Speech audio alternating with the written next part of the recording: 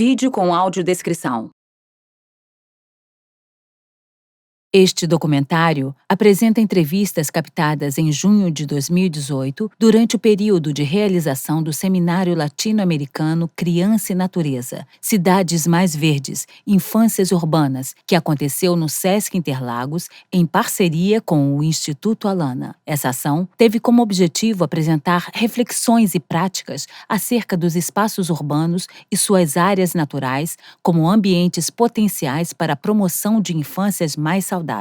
O documentário O Tamanho que o Planeta É foi todo produzido em São Paulo. A Casa Redonda e a OCA, Escola Cultural, ficam em Carapicuíba. A OCA está localizada em um patrimônio histórico, a Aldeia Jesuítica de 1580. Já a Casa Ecoativa é um centro ecocultural às margens da represa Billings. A Escola Professor Adrião Bernardes fica em Jardim Santa Teresa e Tenondé-Porã é uma terra indígena da etnia Guarani-Mibiá que ocupa uma área de 15.969 hectares nos municípios de São Paulo, São Bernardo do Campo, São Vicente e Mongaguá.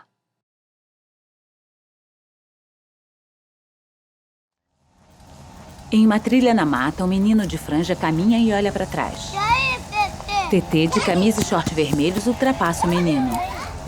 Outro menino, com um galho e uma folha nas mãos, se aproxima. Vai correndo. Ele escorrega, levanta e corre. Vai correndo. Outro menino chega atrás do de Para franja. mim foi muito importante o fato de eu ter nascido e ter como visão da minha frente um horizonte aberto de mar, né, de litoral. E muitas vezes eu tinha Olha o menino brincando. vivido profundamente dentro de mim o que eu chamava crise de horizonte. Eu tinha que sair de São Paulo correndo, ir até a Serra do Mar e olhar, bastava olhar a natureza Um espelho d'água. aberta ali na frente. À margem, uma O floresta. processo respiratório meu mudava, a minha visão de mundo mudava. A crise de horizonte é uma crise de ideias. Propõe o menino de franja. Fazer mais viagem? Mais viagem? Vamos. A gente tem mais viagem. Eu sempre acho que a imaginação, que atrás do horizonte sempre tem alguma coisa ali atrás, como atrás de uma árvore pode ter alguma coisa. As crianças correm na As trilha. crianças aqui caminham à busca de dragões, à busca de fantasmas, à busca de sacis. Eu acho que a natureza é a região dos encantados, né? E ela nos encanta. E eu acho que o mundo está precisando ser reencantado e não tem como fazer isso senão Meninos no balanço de pneu. a gente ter tempo para estar na natureza e comungar com ela. Em letras brancas sobre fundo verde, O Tamanho que o Planeta É. Maria Amélia Pereira Pel, educadora e fundadora da Casa Redonda. Considerando que a infância é aquele período Ela tem cabelos do brancos. desenvolvimento humano em que o corpo, Meninas brincam de cavalinho. a sua linguagem, né? A narrativa da criança é a narrativa gestual. Montam uma nas costas da outra. Uma criança nos terrenos, tá entendendo? Em que não são planos, ela com certeza traz para o corpo uma flexibilização que amanhã ela transporta isso para o nível do abstrato. Uma criança que brinca na natureza. Os meninos sobem por um Uma barranco. natureza em que você tem encostas, sobe, desce. Uma menina corre com um brinquedo. Anda no plano, rola. Ela vai pegar uma ideia, ela vai conseguir subir com essa ideia, descer com essa ideia, olhar essa ideia de vários lados, sabe? Então, esses verbos que o corpo em movimento produz numa primeira infância são os verbos que eu vou precisar usar para viver minha vida como adulto. Num gramado, Pel conversa agachada com as A planta crianças. vai na direção do sol, tartaruga vai na direção do mar. O sol entre as E árvores. de alguma forma, as crianças reconhecem no brinquedo Roque Antônio Soares Júnior. esse caminho, entendeu? Brincante. O brinquedo e a brincadeira Tem cabelos é grisalhos. o caminho natural. As crianças enxergam ali uma pedagogia, um exercício de construção de um conhecimento essencial. 3 crianças no balanço de pneu. Laís Fleury, coordenadora do programa Criança de Natureza. A criança ela tem uma energia muito expansiva. Instituto né? Alana. Quando ela nasce, ela quer crescer. Tem cabelos Ela louros. precisa se expressar, ela precisa de espaços amplos para se expressar. E o quanto a linguagem dela é o brincar, né? O quanto o brincar é essencial para o desenvolvimento dela, é a forma como ela se expressa, é a forma como ela entende o mundo, né? A forma como ela vai percebendo o mundo e vai se percebendo também. E o quanto esse brincar na criança passa pelo corpo, né? Assim, e a forma como ela conecta com o mundo natural, com o ambiente natural, é através do corpo. Então, quando ela está do lado de fora, se a gente vê, por exemplo, uma criança num parque, numa área aberta, ela se sente convidada a pular. O menino em cima de uma árvore. Ele corre pelo playground de pneus. Se você analisar o repertório que as crianças brincam, Uma borboleta sobre uma ele folha. fala de natureza o tempo inteiro. Briquitim Maracanã, parente de me assinhar. Briquitim Maracanã, parente de me assinhar. Lucilene Silva, educadora e coordenadora da OCA Escola Cultural. Olha o periquito aí. Tem cabelos crespos presos em rabo de cavalo. Um homem e 2 meninos fazem pipas. Muitas dessas cantigas e brincadeiras que eles brincam, a natureza está presente. Por exemplo, pipa, só tem pipa quando tem vento. A bolinha de gude, ela só funciona se for na terra. Um menino prepara uma rabiola. Vocês viram aqui as crianças brincando, fazendo bonecas. Uma menina cata folhas na terra. Uma vassourinha que cai da árvore. O lugar que tem rio tem um repertório. O lugar que tem mar é outro repertório. O lugar que tem ladeira, o repertório das brincadeiras é diferente. Meninas vestidas de princesas fazem bonecas com folhas e flores. Que me distância que a flor do campo é o alecrim. Sentadas no chão em círculo. Lídia Ortelli diz que Rock. a natureza é a casa da infância. Porque a nossa vastidão interna só encontra a resposta para o desejo e para a possibilidade ampla, Aponta pro peito. né, que mora na gente, na natureza, que é tão ampla e tão vasta quanto a gente mesmo. A A floresta. infinitude que a gente observa À beira da represa.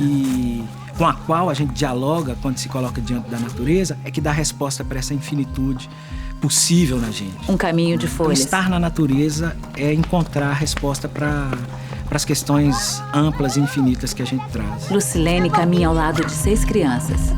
Estão de mãos dadas. Uma menina e um menino brincam de bate-mão. Eles param a brincadeira e se aproximam de Lucilene e das crianças. Em geral, eu acho que Pel.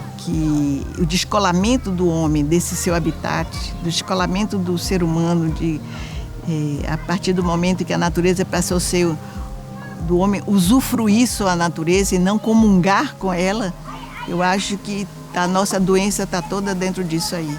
Ela nos mostra as diferenças. Atrás dela, o menino desce um gramado de Como se gatinho. convive com as diferenças dentro da natureza, quer dizer, uma criança vendo folhas diferentes, vendo árvores com tamanhos diferentes.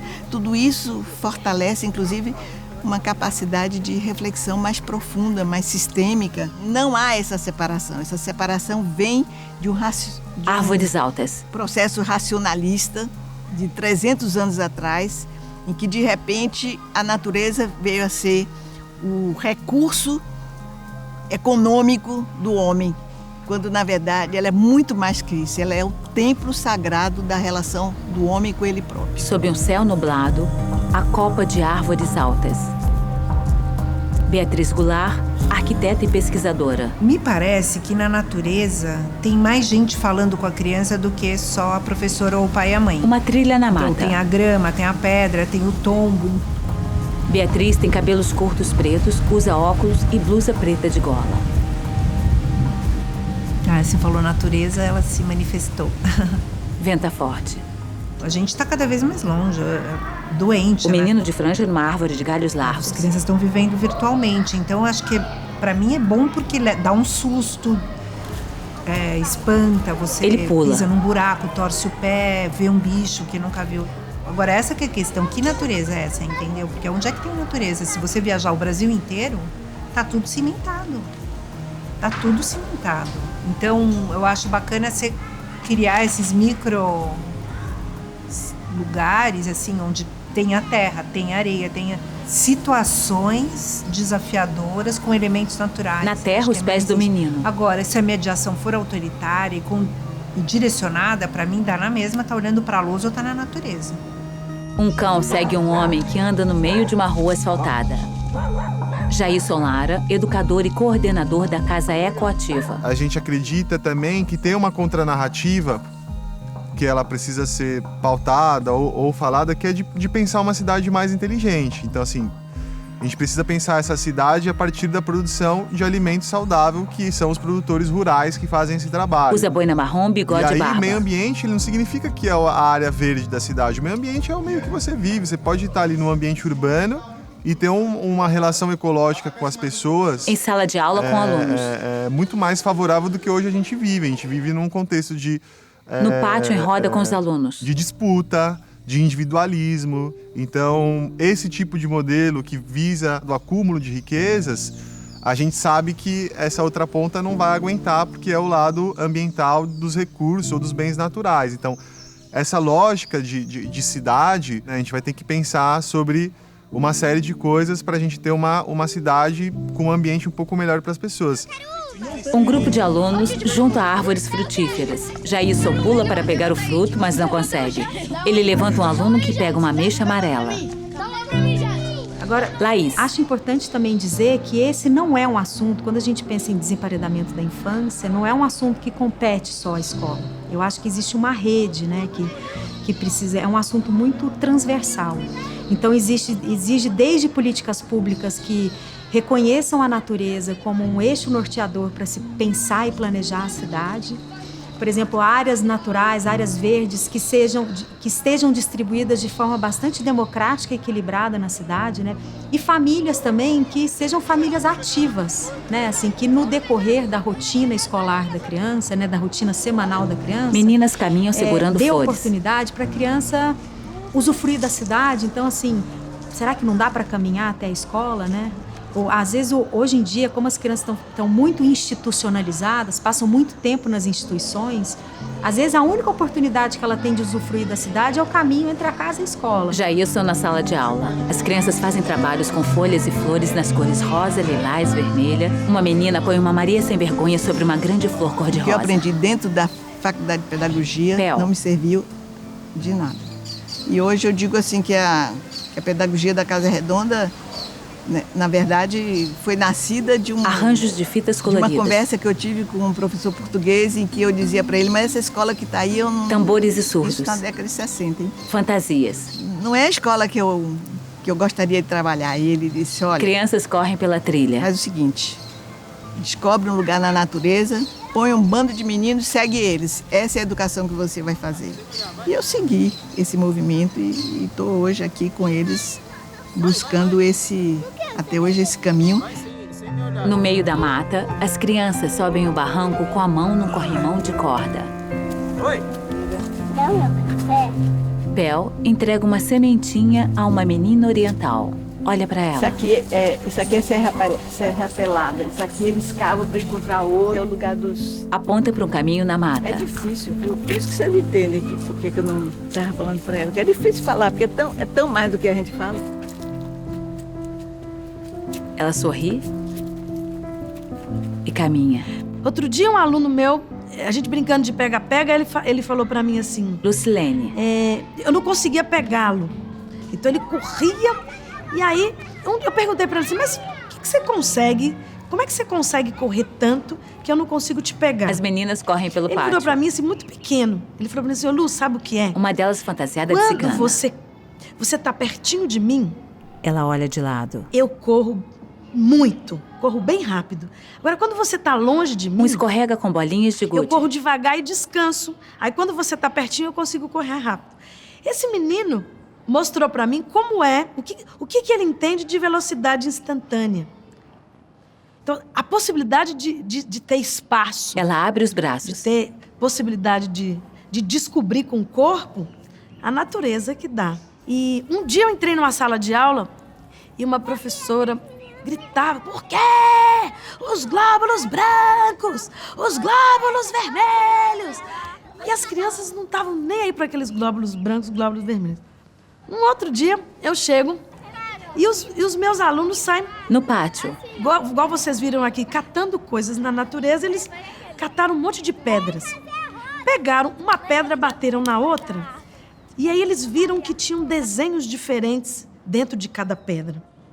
Curiosos, começaram a perguntar sobre pedras. Então a gente começou a responder para eles o que a gente sabia sobre pedras. Fomos até os livros e a gente descobriu muitas coisas sobre conhecimento sobre pedras. Eles fizeram um museu de pedras com caixotes, faziam filas e aí todo mundo ia visitar aquele museu.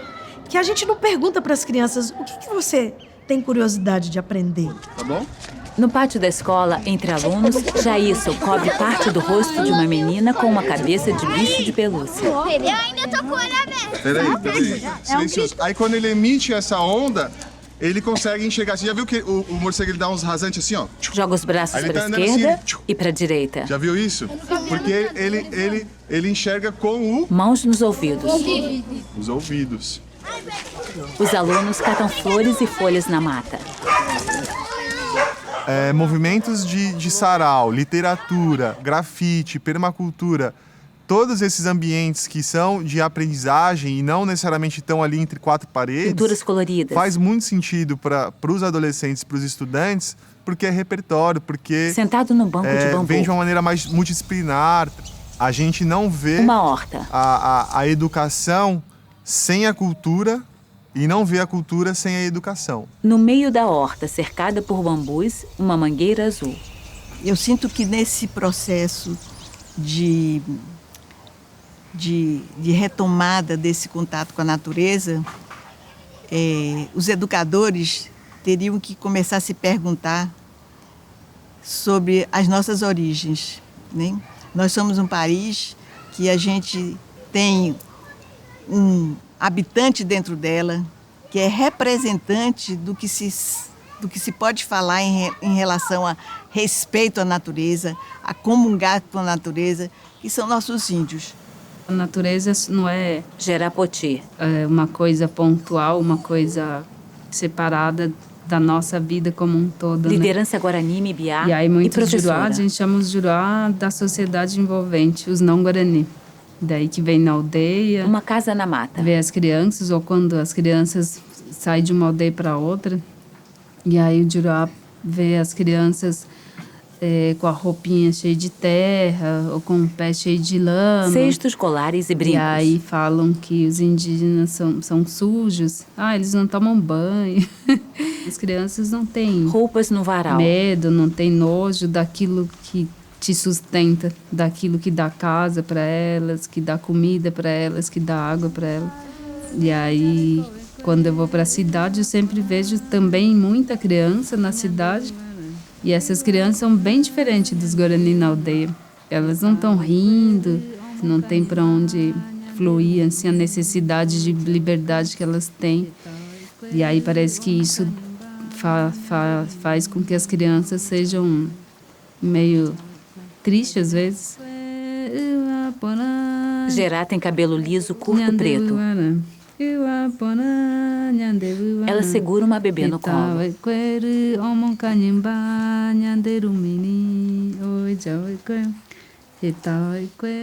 O que eu acho que às vezes as crianças não têm repertório porque não tem um estímulo. Hoje existe um mercado do medo, né? O mercado do medo. Não vai pra rua porque é perigoso, não sabe se vai voltar. E a gente perde muito esse contato com o comunitário, em conhecer a vizinha. Tem um educador, que é o Tião Rocha, que é um mestrão, ele fala, você não conhece seu vizinho, você não pertence a lugar nenhum. A criança tá ali no lúdico, tá na brincadeira, mas ela tá criando um repertório gigantesco que ela vai usar na vida dela. Ele caminha por uma rua asfaltada. Em Paraty, eu tô trabalhando lá. Beatriz. Você tem lá uma escola costeira que não tem nem sinal de internet. E as crianças estão, sabem o nome de todos os peixes. Desenham muito bem, ao mesmo tempo eles não têm algum conhecimento. Eu acho que a alienação é igual. Eu acho que precisa se mexer, a gente é nômade, a gente precisa conhecer outros mundos. Então essa criança que vê uma galinha e sai gritando, não imagina o que seja, um boi. Então eu acho que a alienação não é bem essa, mas... Um formigueiro. É entender o tamanho que o planeta é. Isso eu acho que é alienação, entendeu? Mesmo pode ser uma criança que não conhece o bicho e a árvore, mas quem só conhece bicho e árvore e não soube de algumas coisas, de algumas invenções, né, da cidade, que tem um prédio que as pessoas moram empilhadas. Isso eu acho tão importante quanto conhecer uma galinha. São vários tipos de conhecimento que a gente teria o direito ao acesso a esses saberes. Já isso com livros numa caixinha. Nesse sentido, é importante sim usar o iPad. Retira outro. O problema é que a gente tá ficando pirado numa experiência única. O pensamento é único, o mercado é quem manda. É um negócio assim, né? Vai pro fundo do poço rapidinho. É um desenho desequilibrado ainda, né? Claro que quanto mais tiver elementos naturais... Meninas batem as mãos. Te dá a possibilidade de transcendência e de saúde, né? De conhecer o seu corpo. Árvores altas. Mas não sei, dançar a noite inteira, pra mim... Um jardim de flores lilazes. Tipo, natureza. Eu tô dançando muito, eu tô suando e tô com o som explodindo na minha cabeça. É um jeito de você ver que você é um bicho que gosta de dançar. Eu não gosto de abandonar essa ideia de que também tem poder nesse menino maluco, seco, que não conhece galinha, sabe? Eu acho que ele tem uma sabedoria. A questão é colocar em diálogo essas duas crianças. Esses dois mundos, tem que se conhecer, a gente tem que trocar. As trocas, não há tempo para troca. Para mim, o déficit é mais do que de natureza, é de conversa, é de encontro. Crianças brincam juntas. De troca. A máquina vai pro olho fechado. Não, ela vai... Em dupla, as crianças andam por uma estrada de terra. Porque também não é que tá tudo perdido. Tem um monte de gente fazendo um monte de coisa legal. E aí, como é que a gente traz esses elementos e dá luz nisso pra gente criar mais força? A gente tem que pensar periferia e borda não no lugar mais que falta ou escassez. Não pode pensar periferia do lugar que não tem e do que falta. Tem que pensar como lugar de potência, como borda é borda. É margem, né? Onde tem vida. Uma cicatriz... Aponta para o braço cicatriza esquerdo. Pelas margens, pelas bordas. E hoje, se a gente olhar cartograficamente, São Paulo é uma mancha cinza. E essa cura, essa cicatrização da cidade só vai vir pelas margens. Porque é observação com a natureza. A natureza cicatriza pelas margens. Um muro com grafite. Então, a gente acredita muito nessa contranarrativa de pensar... Ao fundo, uma comunidade. As bordas e a periferia como potência. Garotos soltam pipa numa rua de chão de terra batida. Um deles corre pela rua empinando uma pipa amarela. Sob o céu nublado, uma pipa corta o céu. Conheci uma mulher maravilhosa chamada... Roque. Zefa. É uma mulher do interior de Minas, da cidade de Araçuaí. E ela conta algumas histórias muito especiais para as crianças. E aí, em algum momento, ela pergunta para os meninos se eles sabiam de quem que eles eram filhos. E ela fala, pois é, eu acho que vocês sabem sim, vocês são filhos do planeta. Né? E aí conta para eles qual é a semelhança que comprova essa maternidade. Né? E aí ela diz, olha, os capins em nós. Puxa os pelos do braço. Os rios, todas as nossas veias. Passa o indicador nas costas do antebraço. E as fontes. Põe os indicadores nas glândulas lacrimais. A mata. Passa as mãos nos cabelos. Isso aqui é a mata. E tá. Então acho que essa é a síntese. Nem é a síntese, não. Essa é a essência. Essa perspectiva de ser filho. Essa compreensão profunda, para mim, muda tudo. Sob o céu nublado, uma revoada de pássaros sobrevoa as casas da comunidade. Eu acho que é mais que tudo isso que eu estou falando. Eu não acredito mais nas palavras, o problema é esse, sabe? Não acredito mais nesses discursos lineares, tá entendendo? Faz que não.